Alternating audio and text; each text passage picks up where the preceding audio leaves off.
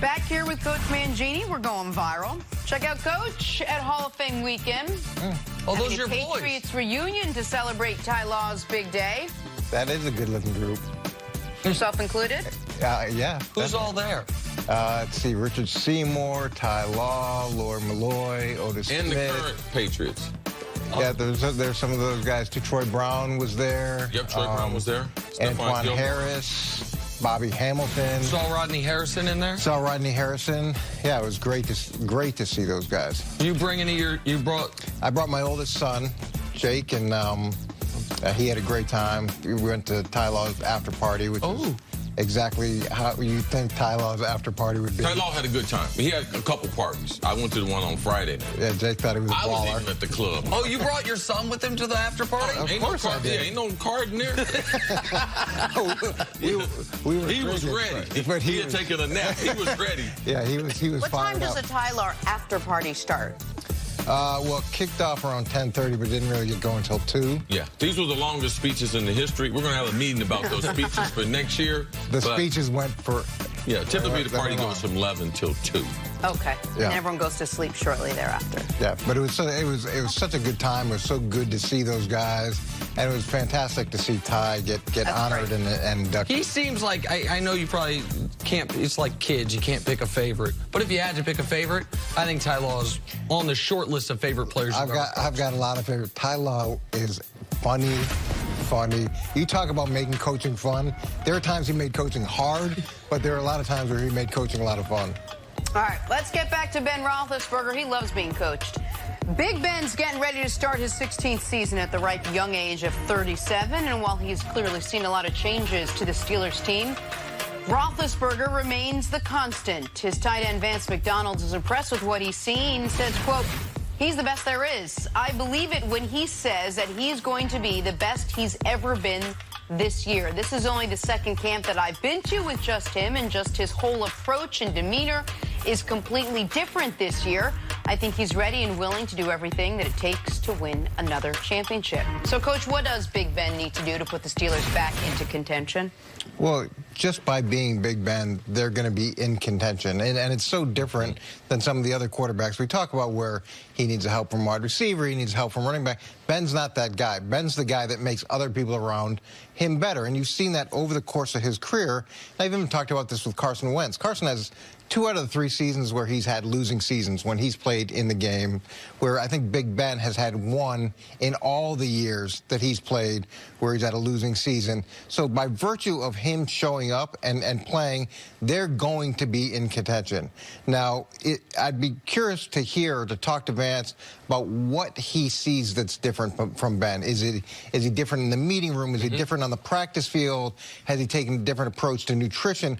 What specifically is different? I wish somebody had asked that follow-up question. You know, I know the cast has changed, but how has he really changed as a person, as a leader? And that, to me, is pivotal. And I wish I would have gotten it from one of the other veteran players, someone that's been there, that might have been able to build a tell what were the differences throughout the year. Vance has only been there a year, and of course he's trying to get some of those receiving targets that AB went to Oakland. So I'm going to play up to the quarterback. I mean, being a smart guy, that's the way you're able to do it. But specifically, I'm sure that he's aware. Let's just see if he continues doing his radio show. And if he continues doing his radio, let's continue to see if he has the same type of forward. Is he forthcoming with information that typically star players in leagues on teams don't offer that when you're doing these types of shows? So I'll give him benefit of the doubt. He's had a very, very successful career. He's been one of the great quarterbacks that we've had in this era. I do believe that Ben Roethlisberger, they can win 8 games with him. And I thought you said something that was really intriguing, because most people on the surface, you would think Ben Roethlisberger doesn't need any help. Well, he's had a lot of help. Well, he forced that. because when Ben took over, they were a running defensive team. They did not get all this draft capital, top draft picks, and Ben Roethlisberger, these guys reached their potential. No, man, they had some little gems, 6th-rounders, 3rd-rounders, 4th-rounders. They didn't spend a lot of draft capital, and Ben turned those guys into something. So I thought that was a tremendous point that you made, the difference between the two, saying what I need and working with what you have. Well, you mentioned the draft capital. Where the draft capital has been spent over the last few years is on the defensive side of the ball, and if the Steelers are going to get back to the playoffs, that's where they need the biggest improvement. Yes, Big Ben can chill on the distractions a bit and blaming others for his or their own mistakes, and you can't lead the league in interceptions again. Like, he does need to be better in that regard. But that front 7 they have in Pittsburgh, every single one of their starters, projected starters, was drafted by them. In their front 7, Coach, are 4 first-round picks. T.J. Watt, Devin Bush, Bud Dupree, Cam Hayward. They also have Stephon Tuitt, Vince Williams, who they like. Jerron Hargrave, I think, is the one I'm leaving out as far as their front 7 guys. Like, that's where this team fell off a cliff after Ryan Shazier got hurt, is their defense went from a top 5 defense to a below average defense.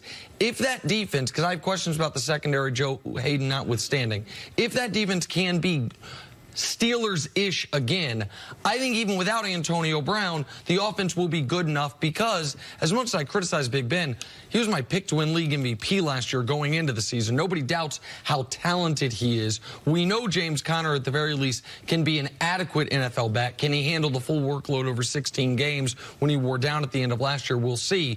But I think, to me, there's more questions about their defense, despite the turnover on offense, than there is on the offensive side of the ball this year. Yeah, there's more questions because Big Ben is still there. That's why there's more questions on the defense, because as long as you have Big Ben, you know that you've got a chance to win every single game. You know that guys with varying levels of talent are going to come in, and if they're in the right spots, they're going to get the balls, and they're going to get balls in tight windows, and plays are going to get extended, and there's opportunities for big plays there. And defensively, you don't have that same type of continuity or leadership. And also, they've changed over the years defensively. They used to be primarily a zone blitz team, 8 in the box, zone blitz, a little bit of exotics on 3rd down. But now there's more split safety defense, which we talked about earlier. There's a lot more variation. I mean, they ran the Dick LeBeau stuff for 3 years decades. and years and years. And it was like going to McDonald's. You knew what you were going to get when you played the Steelers. And that's changed and that's evolved. And that's okay. But you need to make it work. If you're going to introduce a new product, you better make it work. And right now, defensively, it hasn't been working anywhere near what it used to be. They need to lean on their offensive line. They're the best group that they have.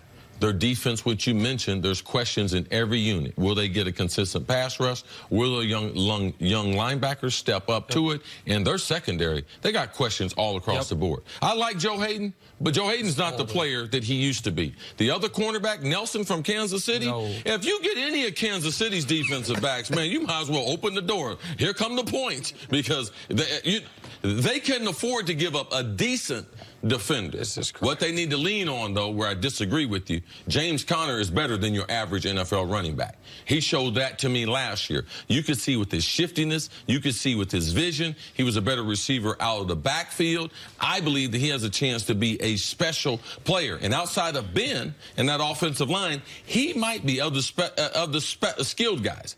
He might be the best player that they have. Wideout, running backs, James Conner, I believe, is better than any of them. Defense, the reason they didn't make it to the playoffs last year? To me, yeah. I mean, Big Ben led the league in passing yards. I think the defense, they couldn't figure out that middle linebacker position all year long. Well, remember, they also got killed on that penalty call in the Saints game. I mean, we only talk about the way the Saints got killed. Pittsburgh got killed on a call, too, that kept them out of the playoffs. All right, Coach, now I mean it this time. Thank you for joining us. Watch, you'll probably be back next And I segment. mean it. Thank you, too. Of course. Coming up, who's better off after their split, AB or Big Ben? That's next on First I gotta talk to you about something sometime.